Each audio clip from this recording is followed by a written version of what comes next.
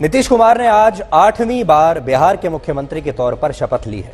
शपथ ग्रहण समारोह के मंच पर आज उनके साथ उनके deputy chief minister Tejashwi Yadav मौजूद थे। तेजस्वी यादव ने अपने राजनीतिक करियर में दूसरी बार उप मुख्यमंत्री के तौर पर शपथ ली है। पिछली बार वर्ष 2015 में जब महागठबंधन की सरकार बनी थी, उसमें भी वो उप मुख्यमंत्री बने थे। हालांकि उन्हें 2 साल के अंदर ही गठबंधन टूटने के बाद अपना पद असल में छोड़ना पड़ा था उन्हें। तेजस्वी यादव ये भूले नहीं होंगे बिल्कुल भी कि पद छोड़ने वाले हालात क्यों बने थे, कैसे बने थे और नीतीश कुमार ने उस समय क्या कहा था उनके बारे में। और शायद इसीलिए आज मंच पर स्थिति थोड़ी सी अलग है और आज हम आपको मंच की स्थिति का एक ब्लैक एंड व्हाइट विश्लेषण करके दिखाएंगे। देखिए शपथ ग्रहण की इस तस्वीर को ध्यान से। इसमें तेजस्वी यादव मंच पर आते हैं, शपथ लेते हैं। शपथ लेने के बाद वो नीतीश कुमार की बगल में बैठने से पहले उनके पैर छुएंगे। देखिए अभी तो वो शपथ ले रहे हैं, धीरे धीरे आप इन तस्वीरों को ध्यान से देखिए। अब वो नीतीश कुमार की तरफ बढ़ रहे हैं, पैर छूने की मुद्रा में आते हैं। नीतीश कुमार हाथ मिलाते हैं और उन्हें इस तरीके से कुर्सी ऑफर करते हैं कि देखिए असल में ये कुर्सी नीतीश कुमार की वजह से ही उन्हें मिल रही है। और फिर नीतीश कुमार इस भाव से उनका स्वागत करते हैं कि आइए इस कुर्सी पर विराजिए, और फिर वो डिप्टी चीफ मिनिस्टर की कुर्सी पर विराजमान हो जाते हैं।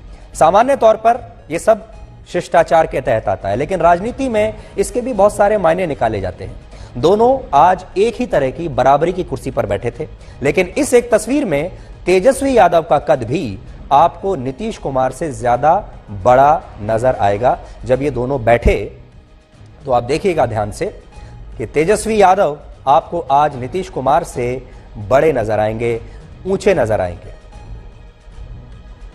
और नीतीश कुमार ये जानते हैं कि यह स्थिति केवल मंच पर रखी कुर्सी तक सीमित नहीं रहने वाली है। देखिए अब ये बराबरी की बात है और यहां आपको तेजस्वी यादव नीतीश कुमार से थोड़े से ऊपर दिख रहे हैं। यह बराबरी की कुर्सी नहीं है, बल्कि थोड़ी सी ऊंची कुर्सी है नीतीश कुमार से।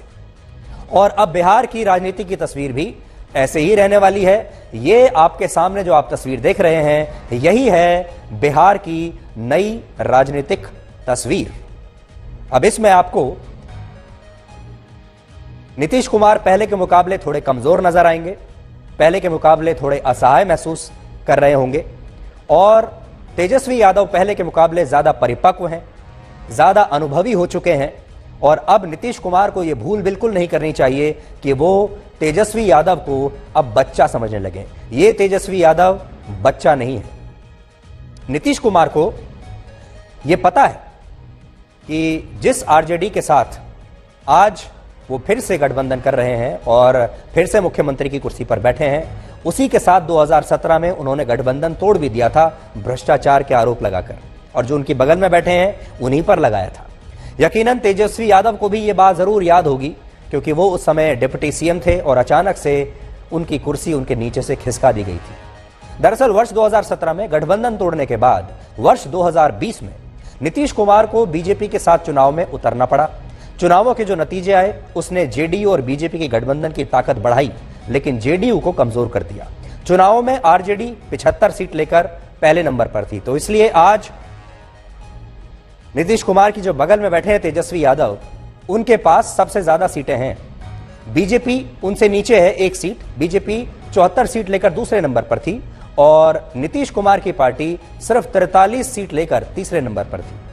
अगर आप आम बोलचाल की भाषा में इसे देखें तो नीतीश कुमार स्कूल या कॉलेज की कक्षा में पढ़ने वाले वो छात्र हैं जो 3rd क्लास नंबरों से पास हुए हैं। 100 में से 43 नंबरों से पास हुए हैं, लेकिन उन्होंने एक मेधावी छात्र को पकड़ लिया जिसके ज्यादा अच्छे नंबर आए हैं और उसके साथ मिलकर उन्होंने ये कहा कि अब मैंने इस क्लास को टॉप कर लिया, परीक्षा में मैं टॉपर हूं। ऐसा किया है उन्होंने। इन आंकड़ों ने नीतीश कुमार को यह बता दिया कि राज्य में उनकी स्थिति क्या है। अपने राजनीतिक भविष्य को देखकर नीतीश कुमार ने बीजेपी के साथ गठबंधन तोड़ लिया और अब उन्हें आरजेडी के साथ ही लंबा समय बिताना है और मुख्यमंत्री बने रहना है अगले चुनाव तक कम से कम। इसलिए तेजस्वी यादव के बढ़ते हुए कद को उन्हें चुपचाप स्वीकार करना होगा और उनके पास ये विकल्प था कि या तो वो बीजेपी के उस अपमान को सहते रहते मुख्यमंत्री बने रहने के लिए, जो वो कहते हैं कि मेरा अपमान हो रहा था।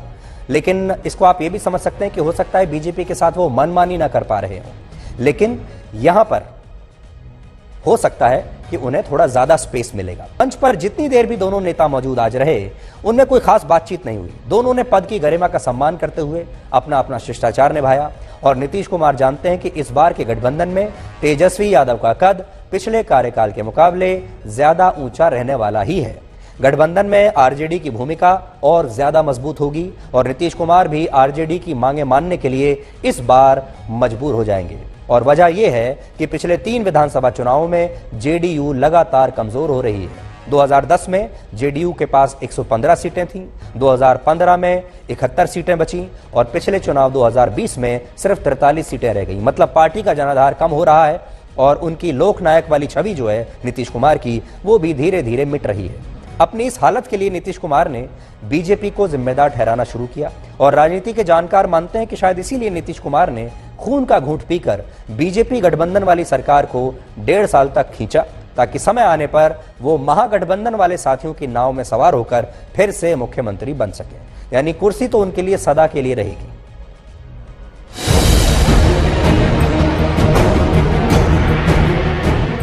मैं नीतीश कुमार सत्यनिष्ठा से प्रतिज्ञा करता हूँ। मैं तेजस्वी प्रसाद यादव सत्यनिष्ठा से प्रतिज्ञा करता हूँ।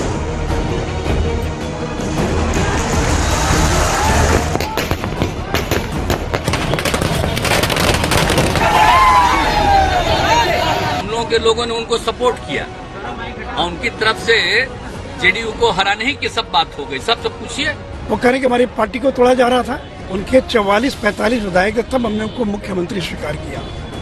तो अगर हम चाहते तो उसी समय कुछ कर सकते थे, लेकिन बीजेपी ने आज तक कभी भी अपने किसी सहयोगी को धोखा नहीं दिया।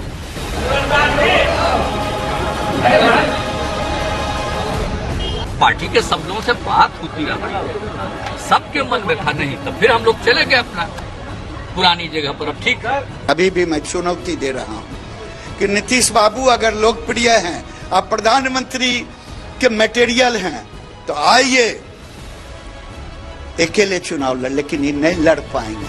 गठबंधन जिंदाबाद जिंदाबाद जिंदाबाद जिंदाबाद जिंदाबाद। हम किसी चीज के उम्मीदवार का हम कोई दावेदारी नहीं, लेकिन इतना तो जरूर कर दीजिए ना कि 14 में जो आए 24 तक के आगे रह पाएंगे कि नहीं रह पाएंगे वो अपना समझ। और मुख्यमंत्री जी ने कहा कि 24 में ही सरकार गिर जाए, दोबारा आने वाले लोग नहीं है। जो नीतीश कुमार जी ने आज बयान दिया, इसमें सच्चाई है, जनता देख रही है और ये होकर के रहेगा।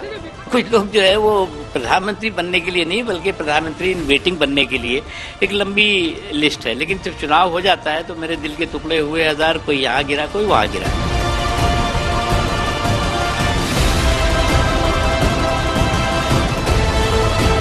बिहार के जनता को शुभकामना देती हूँ, बधाई देती हूँ कि बिहार के जनता के लिए बहुत अच्छा हुआ है। 17 साल में 8वीं बार, और अगर 17 साल में कोई 8वीं बार मुख्यमंत्री बनता है तो वह कितना अनस्टेबल व्यक्तित्व होगा वह आप अच्छे से समझ सकते हैं।